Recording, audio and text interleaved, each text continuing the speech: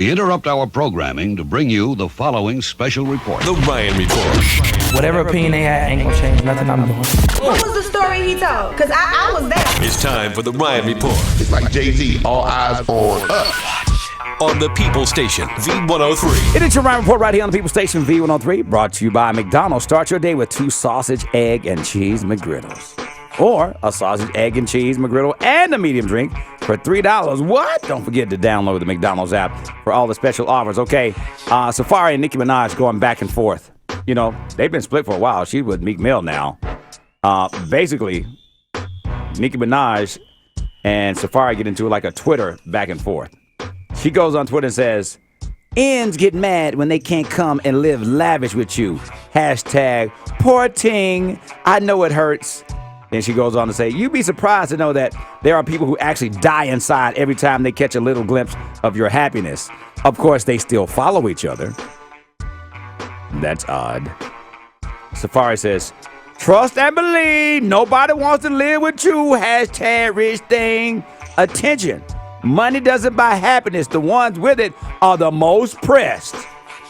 Then, are you ready for this? He says, "Percocets really deteriorate the human brain." But he got Percocet spelled wrong. But, you know, I digress. "Thank God I never got hooked to that ish. They make me throw up." So basically he's calling Nicki Minaj a pill popper. Then she goes on and says, "Tweeted on the 5th that the 6th was my baby's birthday, celebrated on the 6th for his birthday publicly, and then served with a lawsuit on the 9th. LOL. That's why I love y'all. Give mama a kiss. Caught him stealing money and never prosecuted him. Now I'm doing it. Enough." Now the tweets go on to say that Safaree called Nicki Minaj's mom crying. She then reaches out to Nicki Minaj, who Nicki Minaj says she's going to help him. Something is not right. If you have moved on, why can this man still access your mama, which means he can access you? We all know if you ever been in a bad relationship, if you can't reach the person and you can get to their mama, you call their mama. The plot thickens. All right? Moving on to Young Thug. Young Thug has been sued by WeThePlug.com right here in Georgia, saying they want $14,500, saying last year they gave him $5,000 to get him on a track. They had a contest, a rap contest. The winner gets a collab with Young Thug. In exchange, he gets another 10 G's. But they said Young Thug been missing. They ain't talked to his manager. Then when they finally reached the manager, he was like, which means I'm not doing it. Now, as for the contest winner, they did the song, but without Thug. So now they want their $5,000 down payment back. Trending on Twitter yesterday was a song by Young Thug called Dripping, where people are trying to figure out what in the hell he is saying. Here it is.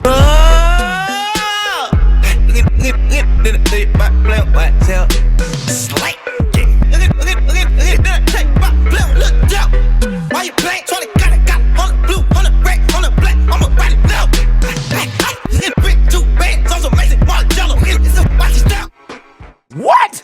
Bars. Prince. Do we have another Conrad Murray here, everybody?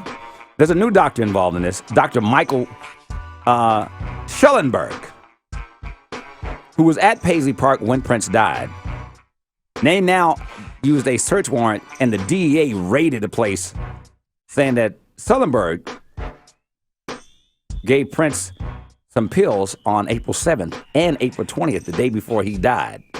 He also wrote scripts for Prince that were filled at Walgreens. They said that Prince went 4 times in 7 days.